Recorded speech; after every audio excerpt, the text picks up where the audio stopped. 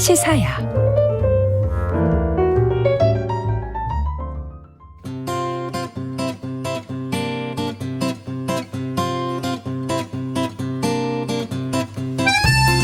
중국의 최대 연례 정치 행사인 양회가 지난주 토요일에 개막했습니다. 이번 양회는 시진핑 3기 지도부의 공식 출범을 알리는 자리이기도 한데요. 중국 정부가 올해 경제 성장률 목표치를 역대 최저치로 잡았다는 점에서 우리 경제에 미치는 영향도 살펴봐야 할 것으로 보입니다. 세계이면 오늘은 중국 양회 관련 소식 살펴보도록 하겠습니다. 외신캐스터 전주현 씨 나와 계십니다. 안녕하세요. 네, 안녕하세요. 네. 이번 중국 양회 우리가 어떤 점을 주목해봐야 될까요? 일단 양회에 대해서 짤막하게 소개를 해드리면 매년 3월에 열리는 두 가지 회의고요. 네. 국정자문회의인 전국인민정치협상회의 줄여서 정협이 4일에 먼저 개막이 됐고요. 우리의 국회에 해당하는 전국인민대표대회 줄여서 전인대가 5일에 시작이 됐습니다. 네. 올해는 말씀하신 것처럼 시진핑 3기 지도부가 공식 출범하는 양회입니다. 그래서 주목을 많이 받고 있는데 작년 10월에 이제 20차 당대회를 했을 때 중앙정치국원 24명 이 새 공산당 지도부가 공개가 됐었죠. 네. 근데 이번에는 정부에 해당하는 국무원의 수뇌부가 이제 발표가 되기 때문에 주목을 받는 겁니다. 또 당정 조직 개편이 이루어져요. 시 주석에게 권력이 더 집중될 것으로 보입니다. 공안부터 교통까지 다 담당하는 슈퍼 당 중앙 기구가 신설이 되고요. 대중매체, 금융, 홍콩 문제를 관리하는 국무원의 직속 기구들을 당 기구랑 합병을 하거나 아니면 당이 직접 관리하도록 좀 관리 주체가 바뀔 것 같습니다. 또 친강 외교부장이 취임한 뒤에 처음 참석하는 양회예요. 이제 외교부장이 바뀌었으니까 중국 정부가 외교 노선의 기조를 어떻게 발표할까 여기에도 이제 관심이 주목되고 있는데 네. 친강 외교부장이 일단 7일에 이제 입장을 발표할 건데요. 우크라이나 전쟁, 미중 견제, 또 경쟁 올해로 10주년을 이제 1대1로가 맞습니다. 예. 육해상 실크로드에 대한 중국 정부의 입장이 그러니까 우리 시각으로는 내일 발표될 것 같습니다. 시진핑 중국 국가 주석은 그대로 있지만 네. 정부 형태는 완전히 바뀔 수도 있다. 그렇습니다. 장관도 다 바뀐다. 우리 식으로 그렇습니다. 말하면. 네. 굉장히 중요한 행사잖아요. 근데 이번에는 시진핑 주석의 3년임 확장 이게 네. 만장일치로 결정될지 이게 네. 관심거리라고요? 그렇습니다. 이제 10일에 전국인민대표대회가 제3차 전체 회의를 열어요. 그래서 시 주석을 국가주석과 국가중앙군사위원회 주석으로 선출을 하는 자리가 이날 마련이 됩니다. 예. 일단 작년에 중국 공산당 20차 당대회에서 공산당 총서기직 3년임은 확정이 됐는데 국가주석직도 사실상 확정을 한 상황이고요. 이제 당정군의 대표자로 이제 완벽하게 이제 지명을 하는 그런 자리가 이제 이번에 펼쳐지게 되는 셈인데 네. 이미 장악을 할 거라는 건 우리가 알고 있잖아요. 기정사실이 네. 된 거잖아요. 그래서 이 투표가 그런 만장일치의 결과가 나올 것이냐 아니냐 여기 이제 사람들이 더 관심을 둔다는 그런 얘기입니다. 2013년에 시 주석이 처음으로 국가 주석으로 선출됐을 때는 찬성이 거의 대다수였습니다. 2,952표였는데 예. 반대 1표, 기권 3표가 있었거든요. 근데 2018년에는 그 5년 뒤에는 2,970명이 만장일치로 주석으로 이제 선출을 했어요. 네. 그래서 일단 올해도 만장일치 또 되지 않을까 이런 전망이 나오고 있고 이날 국가 주석만 선출을 하는 게 아니라 국가 부주석 전인대 상무위원장이 뽑힙니다. 지금 국가 부주석에는 한정 전 공산당 중앙정치국 상무위원이 내정됐고요. 전인대 상무위원장은 리잔수 상무위원이 맡게 될 예정입니다. 그리고 11일에 이제 2인자죠. 총리직 지금 리커창 총리인데 네. 리커창 총리의 후임을 결정하는 투표가 또 진행이 됩니다. 일단 사실상 내정이 됐죠. 공산당 서열 2위인 리창 상무위원이 총리가 될 것으로 보이는데요. 시 주석의 핵심 측근으로 알려진 인물이거든요. 반대표가 여기서 또 얼마나 나올까 이것도 관심인데 왜냐하면 리커창 총리가 2018년에는 반대 2표 기권이 0표였는데 2013년 그 5년 전에는 반대가 3표였고 기권이 6표였거든요. 그런데 이번에 지금 처음 등장하는 리창 그럼 이제 총리 내정자는 그럼 얼마나 반대표나 기권표가 나올 것이냐 여기에도 좀 관심을 모으고 있습니다. 만장일치하고 네. 반대가 한 표냐 두 표냐 세 표냐가 그렇게 중요한가 보죠. 그렇죠. 이게 상징적인 의미인가요? 그렇습니다. 그러니까 누가 완전히 힘을 실어주느냐 그래도 뭔가 견제하는 게 있느냐 약간 찝찝하지 않겠습니까? 우리식으로 말하면 다 만장일치로 보이는데 그렇죠. 예. 중국 사회에서는 조금 좀 의미가 다른 것 같습니다. 그렇습니다. 네, 리창 상무위원이 총리로서 앞으로 어떤 모습을 보일지 이것도 주목거리예요. 그렇습니다. 왜냐하면 전통적으로 중국의 총리직은 경제 문제를 많이 담당하니까 전 세계가 행보에 관심을 둘 수밖에 없는 그런 자리이기 때문인데요. 네. 지금 리창 상무위원이 시 주석이 저장성에서 성장과 당서기를 지낼 때 비서실장이었습니다. 그래서 최측근인 인물인데 그래서 신임에 힘입어서 국무원에 근무했던 적도 없고 부총리직을 거치지 않았는데 지금 곧바로 총리가 되기 때문에 다들 더 주목을 하고 있는 거예요. 예. 그래서 시 주석의 참모를 넘어서서 독립적인 지도자 역할을 그럼 할 수 있을 것인가? 이 문제가 이제 관건이 되겠는데 네. 일단은 시 주석의 신뢰가 두텁기 때문에 리커창 총리에 비해서는 경제 분야에서 과감한 조치를 취할 수도 있다. 이런 분석이 있습니다. 근데 지금 총리가 되면 해결해야 될 문제들이 산적해 있죠. 3년 동안 코로나 방역을 굉장히 강화했었는데 그것 때문에 좀 약화된 중국 경제를 빨리 재건을 해야 되고요. 예. 지방정부의 재정이 굉장히 많이 악화됐습니다. 부동산 시장도 굉장히 불안정하고요. 맞아요. 민영기업도 지원을 해야 되고 그래서 강력한 권한을 혹시 위임받지 않겠느냐 이런 얘기도 있는데 이 리창 상무위원이 이제 작년 연말 즈음에 제로 코로나를 종식시키는 데 앞장섰던 인물로 알려져 있어요. 예. 방역 완화를 해야 된다라는 이 정책을 밀어붙인 걸로 지금 알려져 있습니다. 그래서 경제 문제에서도 자기 색깔을 좀 드러내지 않겠느냐 이런 얘기가 있는데 반면에 지금 이번 양회를 통해서 시 주석의 1인 지배 체제는 더 확고하게 강화되는 그런 면모를 보이고 있거든요. 네. 그리고 리창 총리 내정자가 중앙 정부에 근무한 경력이 없습니다. 경제 쪽에서 뭘 해본 적이 없는 인물이에요. 그렇기 때문에 시 주석의 정책을 그냥 충실하게 이행하는 수준의 인물이 되지 않겠느냐 이런 반론도 함께 나오고 있습니다. 그렇군요. 근데 지난 10년간 중국의 2인자는 리커창 총리였었잖아요. 네, 이번에 그렇죠. 이제 물러나게 됐는데 네. 고별 인사 영상이 중국 인터넷에서 삭제되고 있어요. 그렇습니다. 5일에 이제 개막을 했을 때 전인대에서 리커창 총리가 정부 업무 보고를 하는 걸 끝으로 이제 자리에서 물러나게 된 건데요. 예. 리 총리가 이제 은퇴를 하게 됐으니까 이 양회를 앞두고 여러 정부 부처를 돌면서 작별 인사를 했어요. 예. 그런데 그 모습이 담긴 동영상이 인터넷에서 좀 많이 화제가 됐었습니다.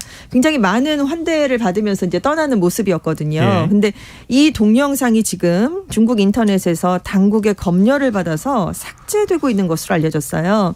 근데 이제 이날 리 총리가 따뜻한 뭐 환송을 받는 장면도 있었지만 국가발전개혁위원회를 방문해서 최우선 순위는 발전이고 기본적인 동력은 개혁이다 이렇게 말하는 장면이 있었거든요. 네. 그러니까 경제 개혁을 좀 유난히 강조를 했었는데 이 부분이 시 주석 집권 3기 지도부의 심기를 건드린 게 아니냐 약간 이런 해석이 나오고 있습니다.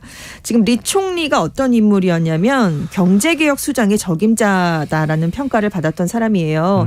개혁 개방에 열린 시장주의자적인 인물이었고요. 네. 한때 시 주석과 이 최고 권력 자리를 두고 1인자 자리를 두고 경쟁을 벌였던 공산주의 청년단의 대표적인 인물이었습니다. 그런데 이제 시 주석이 1인자가 되고 10년 동안 서열 2위인 총리를 지내긴 했는데 그동안 시 주석의 1인 지배체제는 굉장히 강화됐거든요. 그 네. 이전보다. 그래서 총리긴 했지만 이전 총리들보다는 존재감을 크게 발휘하지 못했는데 이제 고별 인사 영상마저 삭제가 되고 있다. 이런 게 화제가 되고 있습니다. 권력은 비정하다 이런 생각이 드네요. 근데 중국 양회에서 전 세계가 주목한 부분이 경제 성장률 전망치 아니에요? 그렇습니다. 근데 올해 경제 성장률 전망치를 예상보다 낮은 5% 안팎으로 잡았어요. 네, 그 작년 목표치가 5.5% 안팎이었거든요. 그러니까 네. 작년보다도 0.5% 포인트가 낮고요. 중국이 성장률 목표치를 발표하기 시작한 게 1994년이었는데 이게 코로나 때문에 2020년에는 이제 성장률 목표치를 발표를 하지 않았거든요. 그때를 빼고 지금 가장 낮은 목표치가 된 겁니다. 왜냐하면 계속해서 고속 성장을 해왔었잖아요. 네네. 이번에도 전문가들은 이제 위드 코로나 이제 전면적으로 방역을 완화했으니까 적어도 5 내지 6%까지도 나오지 않겠느냐 이렇게 얘기를 했는데 지금 전문가들의 예상에서 가장 낮은 수준이 채택이 된 겁니다. 예. 근데 이제 왜 그랬을까 이렇게 좀 자세히 들여다보면 작년에 목표 목표치를 5.5로 잡았었거든요. 그런데 제로 코로나 때문에 상하이 등이 봉쇄가 됐었잖아요.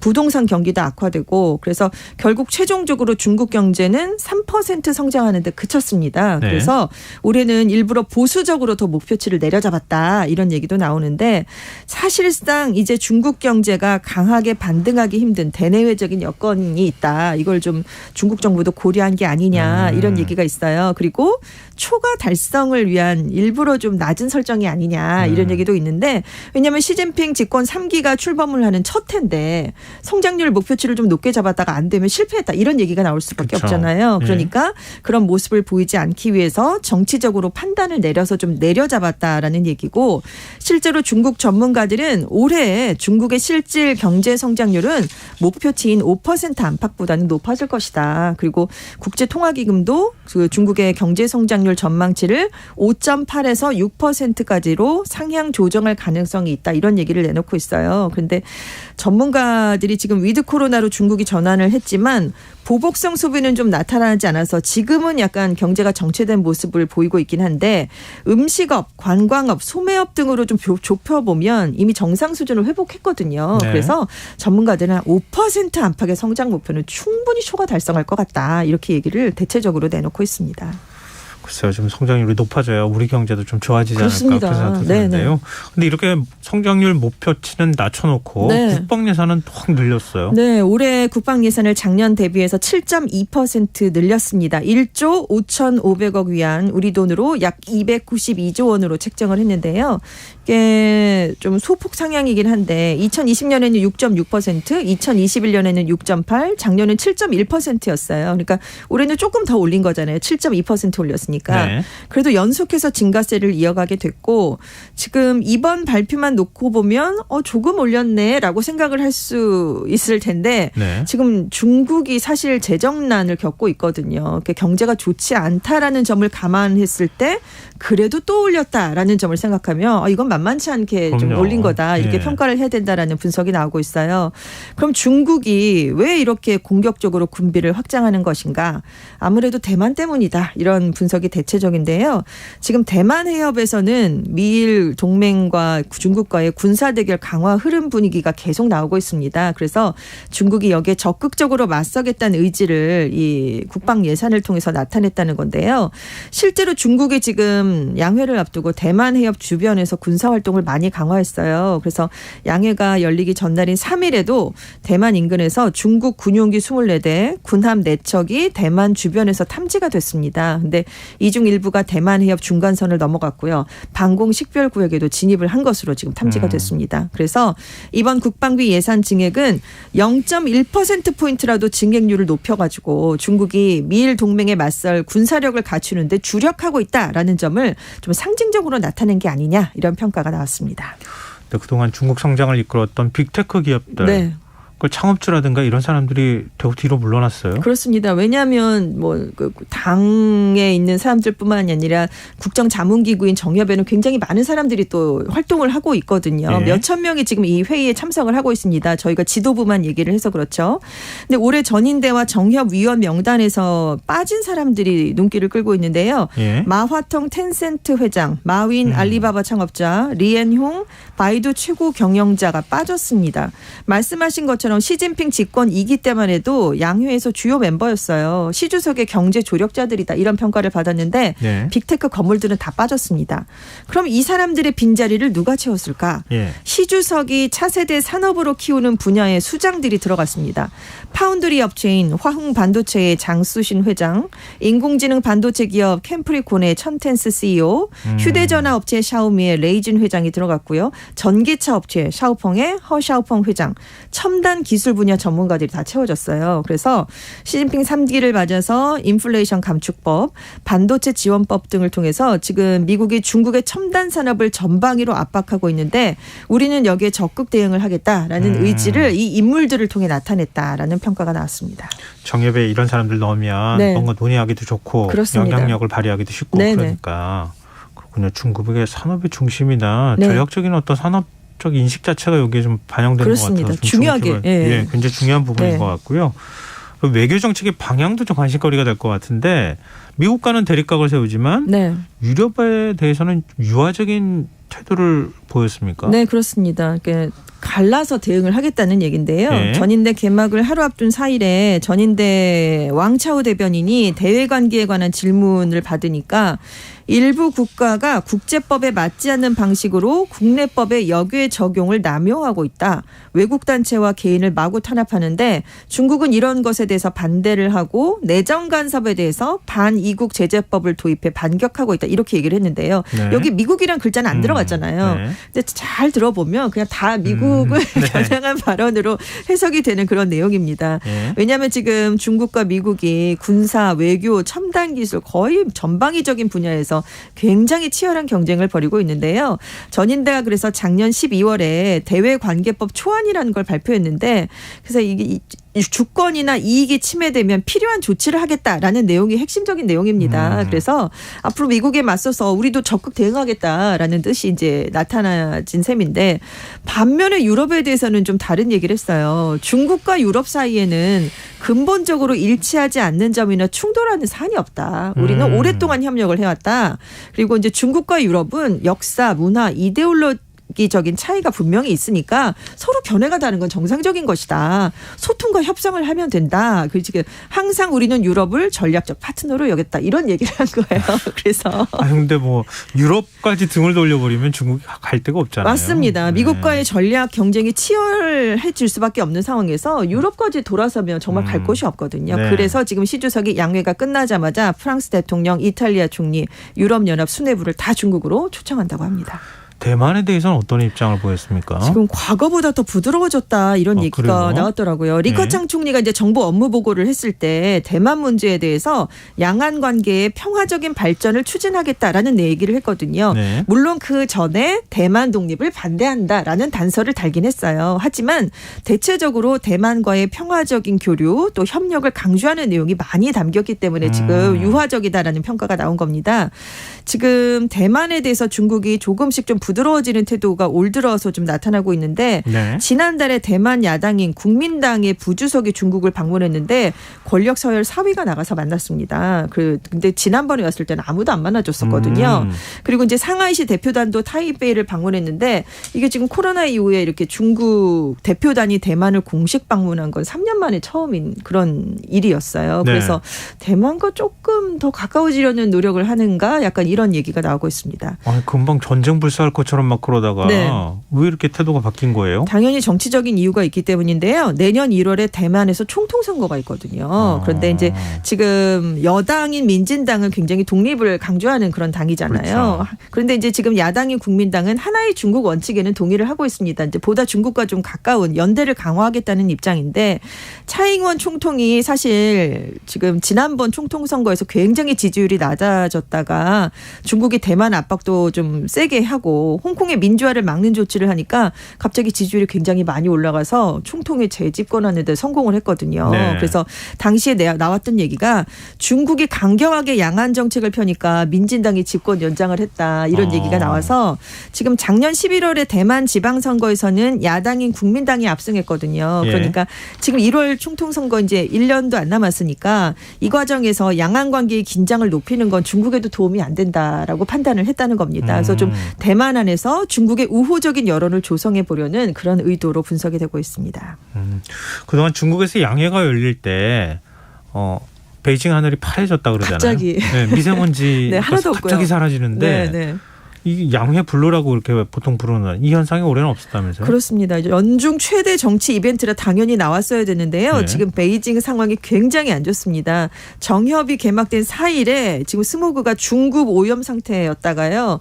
양회 셋째 날인 오늘 오전 8시 현재 베이징 전역의 공기질 지수가 가장 심각한 단계에서 두 번째인 심각 오염 상태가 돼버렸어요.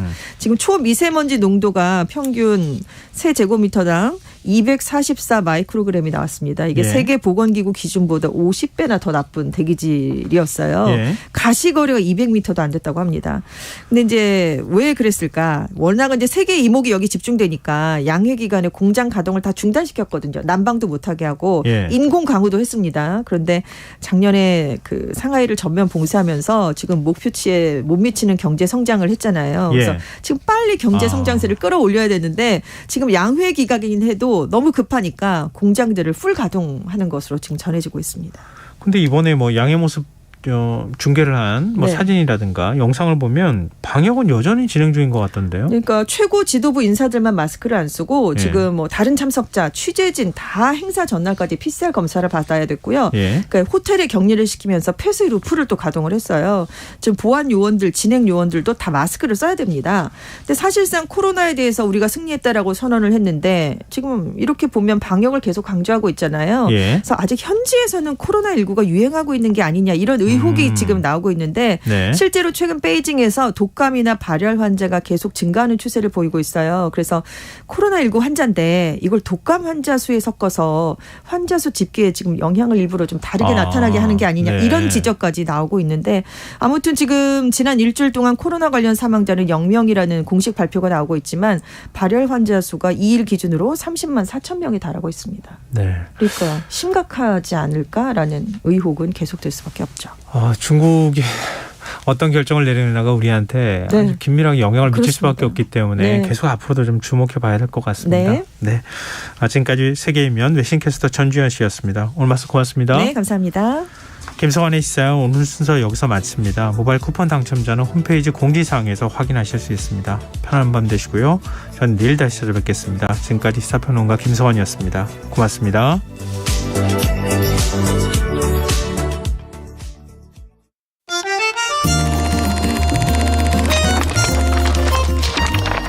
이다혜의 영화관, 정여울의 도서관.